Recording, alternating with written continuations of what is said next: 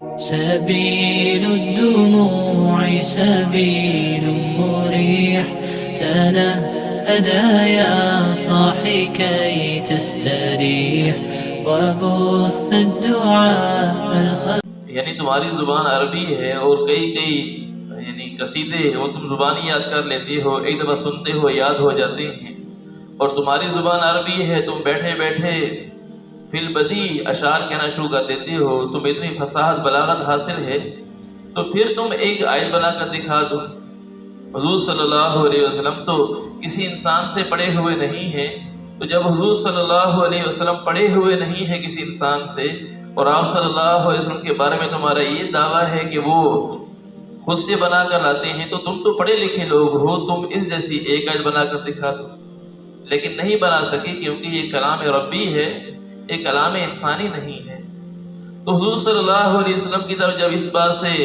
عاجز ہو گئے کہ حضور صلی اللہ علیہ وسلم خود سے بنا کر لاتے ہیں کہ یہ بات پوری نہ ہو سکی، تو اب یہ کہنا شروع کر دیا کہ انہیں ایک انسان سکھاتا ہے۔ وہ شخص کون تھا جس کے بارے میں مختلف آراء ہیں؟ بعض نے یہ کہا کہ مکہ کے قریب ایک شخص تھا، وہ آ کر وہاں رہا کرتا تھا، بعض نے کہا کہ وہ لوہار تھا، بعض نے کہا کہ وہ ایک اجمی غلام تھا تو وہاں پر آ کر رہا کرتا تھا، بعض نے کہا کہ وہ وہاں پر بیمار رہتا تھا، اس وجہ سے حضور صلی اللہ علیہ وسلم تیمارداری کے لیے وہاں تشریف لے جاتے تھے، بعض نے کہا کہ چونکہ حضور صلی اللہ علیہ وسلم کو لوگ تکلیف پہنچاتے تھے،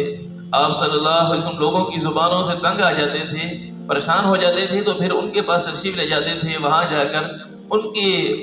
گفتار سے، ان کے بول چال سے حضور صلی اللہ علیہ وسلم کو کچھ راحت محسوس ہوتی تھی، اس لیے حضور صلی اللہ علیہ وسلم وہاں تشریف لے جاتے تھے۔ وہ غلام جو وہاں رہا کرتا تھا وہ تو ایک اجمی ہے جو اپنا ما فی الضمیر، جو اس کے دل میں بات ہے، اس بات کو بھی اپنی یعنی عربی زبان میں اچھی طرح بیان نہیں کر سکتا ہے، ٹوٹی پھوٹی عربی بولتا تھا اور وہ اپنی بات کو بیان کرتا تھا۔ جب وہ ایک آدمی اپنی یعنی دل کی بات کو صحیح طرح سے بیان نہیں کر سکتا ہے، وہ حضور صلی اللہ علیہ وسلم کو ایسا فصیح بلیغ کلام کیسے سکھا سکتا ہے؟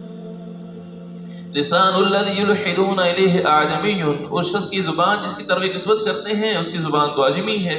وہذا لسان عربی مبین، اور یہ تو عربی زبان میں ہے،